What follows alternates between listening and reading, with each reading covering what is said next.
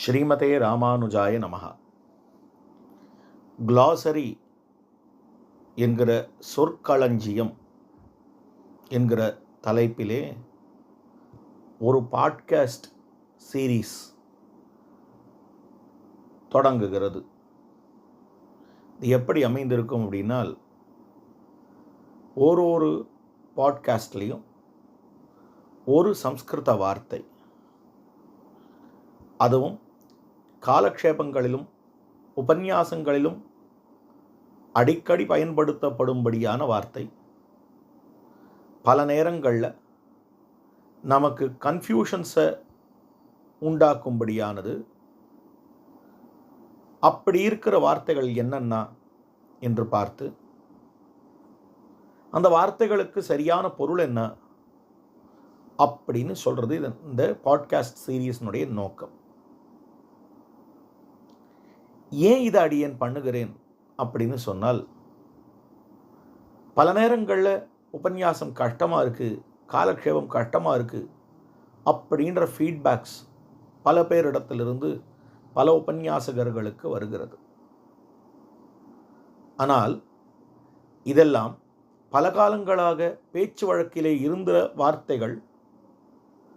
காலம் மருவி இந்த வார்த்தைகளின் பயன்பாடு போய்விட்டபடியாலே உபன்யாசங்களிலும் காலக்ஷேபங்களிலும் இந்த வார்த்தைகள் பயன்படுத்தப்படுகிற போது அந்த உபன்யாசமோ காலக்ஷேபமோ கொஞ்சம் கடினமாக தெரிகிறது. அதனால் இதை கருத்தில் கொண்டு ரொம்ப ஃப்ரீக்வெண்ட்டாக பயன்படுத்தக்கூடிய வார்த்தைகள், ஆனால் புரிஞ்சுக்கிறதுக்கு கொஞ்சம் கஷ்டமாக இருக்கக்கூடிய சம்ஸ்கிருத வார்த்தைகள், டெர்மினாலஜிஸ் என்னென்ன அப்படின்றத ஐடென்டிஃபை பண்ணி கண்டுபிடித்து இந்த பாட்காஸ்ட் மூலமாக உங்களுக்கு வழங்கப்படுகிறது. முதல்ல இன்னைக்கு நம்ம எடுத்துக்க போகிற வார்த்தை சேஷத்துவம் அப்படின்ற வார்த்தை. சேஷத்துவம் அப்படின்றச்சே, நம்மை தன்னிஷ்டத்துக்கு ஒருத்தர் பயன்படுத்தி கொள்ள வேண்டும் என்று நினைத்தாரேயானால், அப்படி அவர் பயன்படுத்தி கொள்வதற்கு நம்மை தகுதியாக்கி கொண்டிருக்கக்கூடிய நிலை சேஷத்துவம் அப்படின்னு காட்டப்படுறது. இப்போ இதில் யார் பயன்படுத்தி கொள்கிறார்களோ அவருக்கு பேர் சேஷி அப்படின்னு பேர். யார் பயன்படுகிறார்களோ, யார் தொண்டு செய்கிறார்களோ அவருக்கு பேர் சேஷபூதன் அப்படின்னு பேர். சேஷத்துவம் அப்படின்னா ஒரு தமிழ்ச்சொல், நேர் தமிழ்ச்சொல் என்ன அப்படின்னா அடிமை அப்படின்றது நேர் தமிழ்ச்சொல்லாக கொள்ளலாம்.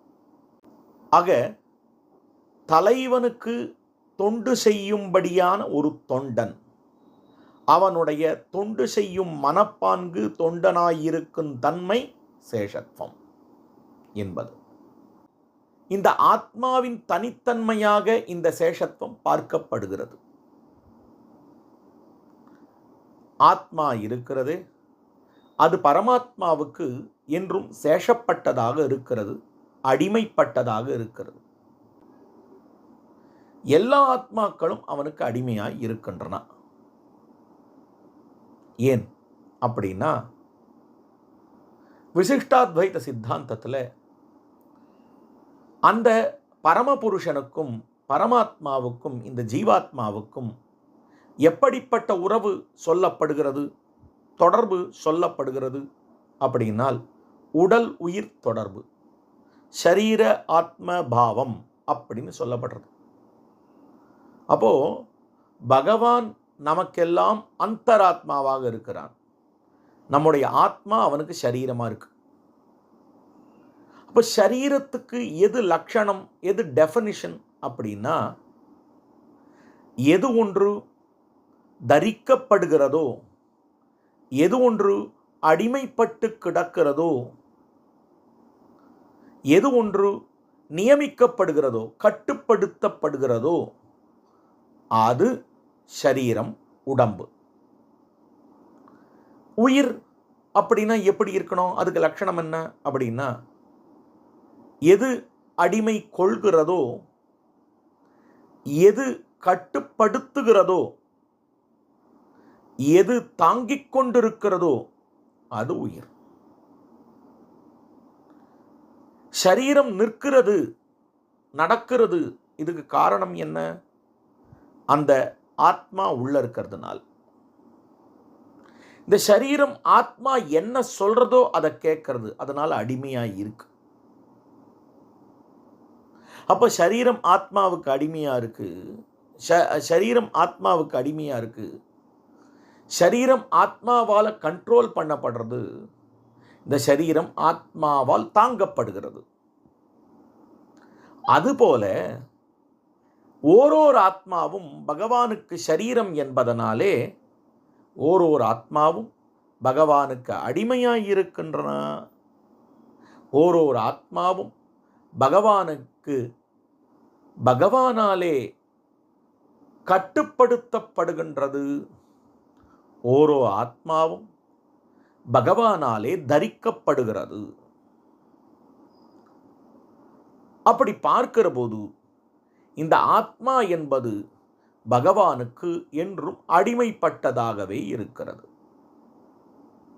அதனால்தான் நம்மாழ்வார் ஆத்மாவை உடலிலிருந்து பிரித்து காட்டுகிற போது என்னுள்ளான் சொல்லல, அடியேன் உள்ளான் உடலுள்ளான் அப்படின்னு சொல்றார்.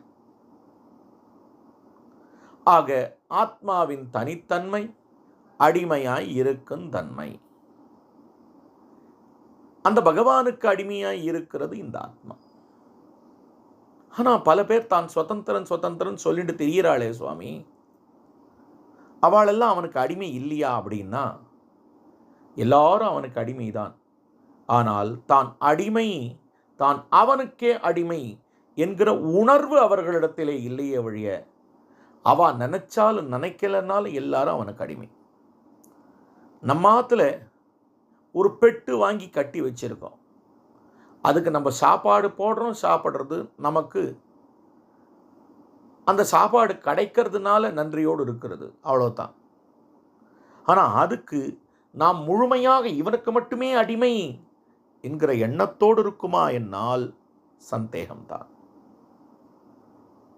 அதுபோலத்தான் பகவான் நம்மை அவனுக்கு அடிமை என்று நினைத்திருக்கிறான். அதுதான் உண்மை.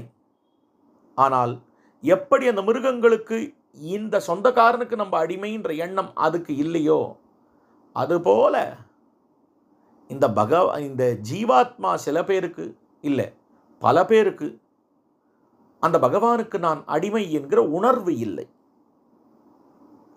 அப்படி உணர்வு ஏற்பட்டதேயானால் அதற்கு பிற்பாடு அந்த உறவு ருசிக்கும்.